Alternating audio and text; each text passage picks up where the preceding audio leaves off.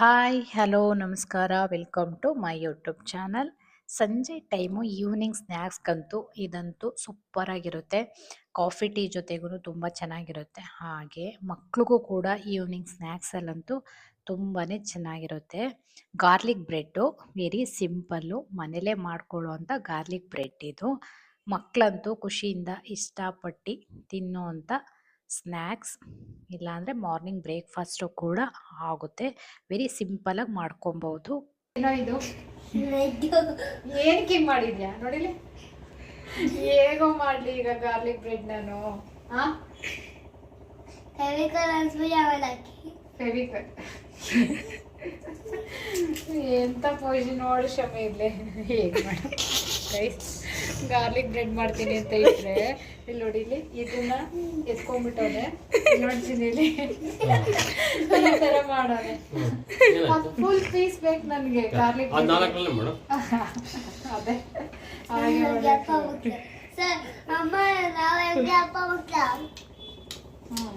ಅಪ್ಪ ಮಕ್ಳಿಗೆ ದೊಡ್ಡ ನಮಸ್ಕಾರ. ಅಪ್ಪ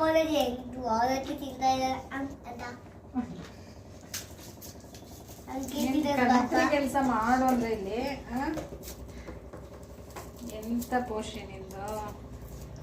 ಎಂದಮ್ಮ ಇನ್ನು ನೀವು ಚೆನ್ನಾಗಂತೆ ಮಾತಾಡ ಅಂಕಡ ಆಯ್ತು.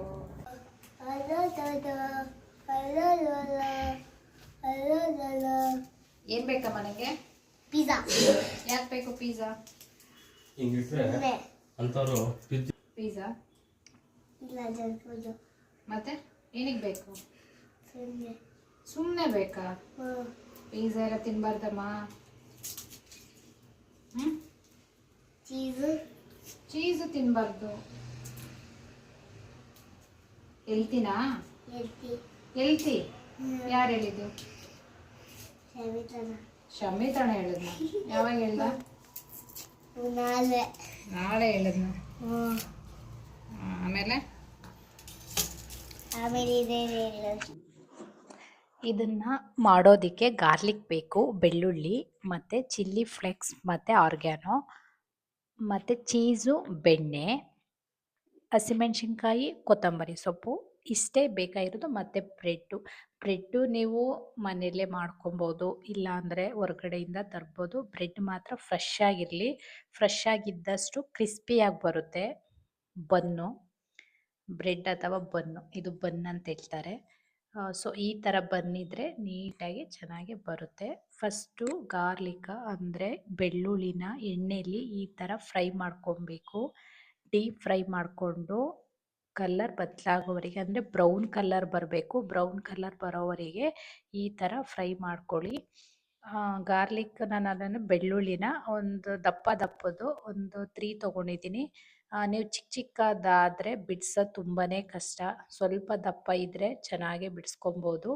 ಅದಕ್ಕೋಸ್ಕರ ಸ್ವಲ್ಪ ದಪ್ಪ ಇರೋದನ್ನ ತೊಗೊಳ್ಳಿ. ಬ್ರೌನ್ ಕಲರ್ ಆಗೋವರೆಗೆ ಫ್ರೈ ಮಾಡಿಕೊಂಡು ಇದನ್ನು ಎತ್ತಿಟ್ಕೊಳ್ಳಿ. ಇದು ಸ್ವಲ್ಪ ತಣ್ಣಗಾಗಬೇಕು. ಬಿಸಿದ್ರಲ್ಲೇ ಮಿಕ್ಸಿ ಜಾರ್ಗೆ ಹಾಕೋಕೆ ಹೋಗಬೇಡಿ. ಸ್ವಲ್ಪ ತಣ್ಣಗಾದ್ಮೇಲೆ 2 ಹಸಿಮೆಣ್ಸಿನ್ಕಾಯಿ, ಸ್ವಲ್ಪ ಕೊತ್ತಂಬರಿ ಸೊಪ್ಪನ್ನ ಚಿಕ್ಕದಾಗೆ ಕಟ್ ಮಾಡಿ ಇಟ್ಕೊಂಡಿದ್ದೀನಿ. ಮತ್ತು ಚೀಸು ಸ್ವಲ್ಪ 1 ಬೌಲಷ್ಟು ಚೀಸು, ಮತ್ತು ಒಂದು ಸ್ವಲ್ಪ ಬೆಣ್ಣೆ, ಒಂದು ಸ್ಪೂನಷ್ಟು ಬೆಣ್ಣೆ, ಮತ್ತು ಚಿಲ್ಲಿ ಫ್ಲೇಕ್ಸು ಸ್ವಲ್ಪ ಸ್ಪೈಸಿಗೆ, ಮತ್ತು ಆರ್ಗ್ಯಾನೋ. ಇದು ನಿಮಗೆ ಸೂಪರ್ ಮಾರ್ಕೆಟಲ್ಲೆಲ್ಲ ಸಿಗುತ್ತೆ. ಇದು ಕಮ್ಮಿನೇ ಇರುತ್ತೆ. ಒಂದು ಸಲ ತೊಗೊಬಂದು ಇಟ್ಕೊಂಡ್ರೆ ಇಲ್ಲಾಂದ್ರೂ 1 ವರ್ಷ ಅಂತೂ ಇದರದ್ದು ವಾರಂಟಿ ಇರುತ್ತೆ. ಸೊ ಒಂದು ಸಲ ತೊಗೊಬಂದು ಇಟ್ಕೊಂಡ್ರೆ ಆಯಿತು. ಎಷ್ಟೊಂದು ಯೂಸ್ ಆಗುತ್ತೆ ಅಂದರೆ ಅದು ನಾವು ಪ್ರತಿಯೊಂದು ಪಿಜ್ಜಾ ಎಲ್ಲ ಮಾಡಿದ್ರೆ ಅದಕ್ಕೆಲ್ಲ ಯೂಸ್ ಆಗುತ್ತೆ. ಸೊ ಇವಾಗ ನೀಟಾಗಿ ಪೇಸ್ಟ್ ಮಾಡ್ಕೊಬೇಕು ಇದನ್ನು. ಇದಕ್ಕೆ ನಾನು ಉಪ್ಪೆಲ್ಲೂ ಹಾಕಿಲ್ಲ, ಉಪ್ಪು ಹಾಕೋ ಅವಶ್ಯಕತೆ ಇರಲ್ಲ. ಸೊ ನಾನು ಉಪ್ಪು ಎಲ್ಲೂ ಹಾಕಿಲ್ಲ. ಇದನ್ನು ತುಂಬ ಸ್ಮೂತಾಗಿ ಸಾಫ್ಟಾಗಿ ಪೇಸ್ಟ್ ಮಾಡ್ಕೊಬೇಕು. ಈ ಬನ್ನ ಮೇಲ್ಗಡೆ ಎಲ್ಲ ತೆಕ್ಕೊಂಡು ಕೆಳಗಡೆದು ಮಾತ್ರ ಯೂಸ್ ಮಾಡೋದು, ಮೇಲ್ಗಡೆದು ಯೂಸ್ ಆಗಲ್ಲ. ಈ ಬನ್ನು ಪಾವ್ ಬಜ್ಜಿ ಮಾಡ್ತಾರಲ್ಲ ಆ ಥರ ಬನ್ನು. ಸೊ ಈ ಥರ ಕಟ್ ಮಾಡಿಕೊಂಡು ಮೇಲ್ಗಡೆ ತೆಕ್ಕೊಂಡು ಇವಾಗ ನಾವು ಪೇಸ್ಟ್ ಮಾಡ್ಕೊಂಡಿರ್ತೀವಲ್ಲ ಇದು ಮಸಾಲೆ ಖಾರ ಅದನ್ನು ಎಲ್ಲ ನೀಟಾಗಿ ಅಪ್ಲೈ ಮಾಡ್ಕೊಬೋದು. ನೀವಿಲ್ಲಿ ಇದನ್ನು ಎಷ್ಟು ಬೇಕಾದರೂ ಹಾಕ್ಕೊಬೋದು, ಸ್ವಲ್ಪ ಬೇಕಾದರೂ ಹಾಕ್ಕೊಬೋದು, ಇಲ್ಲಾಂದರೆ ಜಾಸ್ತಿ ಬೇಕಾದರೂ ಹಾಕ್ಕೊಬೋದು.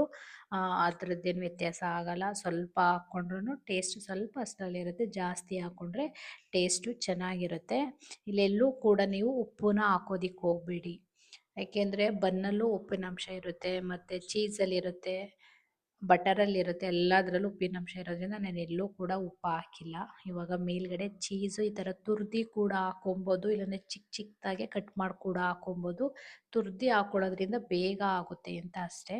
ಈ ಥರ ತುರಿದು ಹಾಕ್ಕೊಳ್ತಾ ಇದ್ದೀನಿ. ಮತ್ತು ಅದ್ರ ಮೇಲೆ ಕೊತ್ತಂಬರಿ ಸೊಪ್ಪು ಮತ್ತು ಚಿಲ್ಲಿ ಫ್ಲೆಕ್ಸು ಮತ್ತು ಆರ್ಗ್ಯಾನೋ ಇಷ್ಟನ್ನ ಮೇಲೆ ಹಾಕ್ಕೊಬೇಕು. ಈ ಕೊತ್ತಂಬರಿ ಸೊಪ್ಪು, ಚಿಲ್ಲಿ ಫ್ಲೆಕ್ಸು, ಆರ್ಗ್ಯಾನೋ ನಿಮ್ಗೆ ಎಷ್ಟು ಬೇಕೋ ಅಷ್ಟು ಹಾಕ್ಕೊಳ್ಳಿ. ಚಿಲ್ಲಿ ಫ್ಲೆಕ್ಸು ಮತ್ತು ಆರ್ಗ್ಯಾನೋ ಇದ್ರೇ ಇದಕ್ಕೆ ಟೇಸ್ಟು. ಇದು ಎಲ್ಲ ಕಡೆ ಸಿಗುತ್ತೆ, ತೊಗೊಬೋದು, ಏನು ಸಿಗಲ್ಲ ಅಂತ ವಸ್ತು ಏನಲ್ಲ. ಸೊ ಇದನ್ನು ಮೇಲ್ಗಡೆ ಈ ಥರ ಎಲ್ಲ ಹಾಕ್ಕೊಳ್ಳೋದ್ರಿಂದ ನಿಮ್ಗೆ ಎಷ್ಟು ಬೇಕು ನೋಡಿ ಅಷ್ಟನ್ನ ಹಾಕ್ಕೊಳ್ಳಿ. ನಿಮ್ಮ ಬ್ರೆಡ್ಡು ಕ್ವಾಂಟಿಟಿ ಎಷ್ಟಿರುತ್ತೆ ಅಷ್ಟನ್ನ ಹಾಕ್ಕೊಳ್ಳಿ. ಆಮೇಲೆ ಇದು ಪಾತ್ರೆಯಲ್ಲಿ ನಾವು ಮಾಡೋದ್ರಿಂದ ಪಾತ್ರೆ ಸ್ವಲ್ಪ ಅಗಲಾಗಿದ್ದರೆ ಈ ಬನ್ನು ಇಡೋದಕ್ಕೆ ಈಸಿ ಆಗುತ್ತೆ. ಸೊ ಇದನ್ನು ಆಗೋದಕ್ಕೆ ಒಂದು 20 ಮಿನಿಟ್ಸ್ ಆದರೂ ಬೇಕೇ ಬೇಕು. ಒಂದು 20 ಮಿನಿಟ್ಸ್ ಆದರೂ ಆಗೇ ಆಗುತ್ತೆ. ಪಾತ್ರೆ ಈ ಥರ ಒಂದು ಸ್ವಲ್ಪ ಅಗಲ ಇದ್ದರೆ ಒಳ್ಳೆಯದು. ಬೆಣ್ಣೆನ ಹಾಕ್ಕೊಂಡು, ಬೆಣ್ಣೆ ಇಲ್ಲಿ ನಿಮ್ಗೆ ಎಷ್ಟು ಬೇಕೋ ಅಷ್ಟನ್ನ ಹಾಕ್ಕೊಳ್ಳಿ.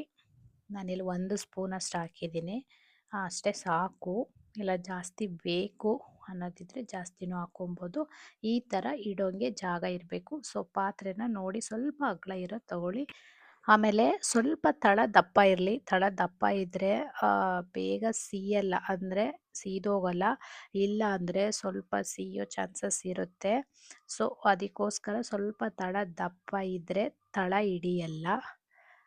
ಒಂದು 10 ಮಿನಿಟ್ಸ್ ಆದಮೇಲೆ ತೆಗೆದು ನೋಡೋರಿಗಿರುತ್ತೆ. ಈಗ 20 ಮಿನಿಟ್ಸ್ ಆಯಿತು, ಫೈನಲಿ ರೆಡಿ ಆಗಿದೆ ಗಾರ್ಲಿಕ್ ಬ್ರೆಡ್ಡು. ಸೊ ರೆಡಿ ಆಗಿದೆ ಅಂತ ಗೊತ್ತಾಗೋದು ಹೇಗೆ ಅಂತಂದರೆ, ಬನ್ನು ಸಣ್ಣ ಆಗಿರುತ್ತೆ, ಅಂದರೆ ನಾವು ಹಾಕ್ದಾಗ ದಪ್ಪ ಇರುತ್ತಲ್ಲ, ಸೊ ಚೀಸ್ ಎಲ್ಲ ಕರಗಿ ಬನ್ನು ಕೆಳಗಡೆ ಕೂಡ ಸ್ವಲ್ಪ ಕ್ರಿಸ್ಪಿಯಾಗಿ ಆಗಿರುತ್ತೆ. ಸೊ ಗೈಸ್, ಫೈನಲಿ ರೆಡಿ ಆಯಿತು ನೋಡಿ ಗಾರ್ಲಿಕ್ ಬ್ರೆಡ್. ಎಷ್ಟು ಚೆನ್ನಾಗಿ ಬಂತು ಅಂದರೆ ತುಂಬಾ ಕ್ರಿಸ್ಪಿಯಾಗಿರುತ್ತೋ, ಕರ್ಮ ಅಂತಲೇ ಅಂತಾಯಿತು. ಏನು ಮೆತ್ತಗಾಗೋದಾಗಲಿ ಅನ್ನೋದೇನಿಲ್ಲ, ಬಿಸಿದ್ರಲ್ಲೇ ತಿನ್ನಬೇಕು. ಒಟ್ಟಿನಲ್ಲಿ ಬಿಸಿದ್ರಲ್ಲೇ ತಿಂದ್ರಂತೂ ಮಸ್ತು ಟೇಸ್ಟು. ಒಂದು ಸಲ ಟ್ರೈ ಮಾಡಿ, ಸ್ನ್ಯಾಕ್ಸ್ಗಂತೂ ಸೂಪರಾಗಿರುತ್ತೆ. ನಮ್ಮ ಚಾನಲ್ನ ಯಾರೆಲ್ಲ ನೋಡ್ತಾ ಇದ್ದೀರಾ ಸಬ್ಸ್ಕ್ರೈಬ್ ಮಾಡಿ, ಹಾಗೆ ನಮಗೆ ಲೈಕ್ ಮಾಡಿ, ಮತ್ತು ಫ್ರೆಂಡ್ಸು ಫ್ಯಾಮಿಲಿಗೆಲ್ಲ ನಮ್ಮ ವಿಡಿಯೋನ ಶೇರ್ ಮಾಡಿ. Thank you.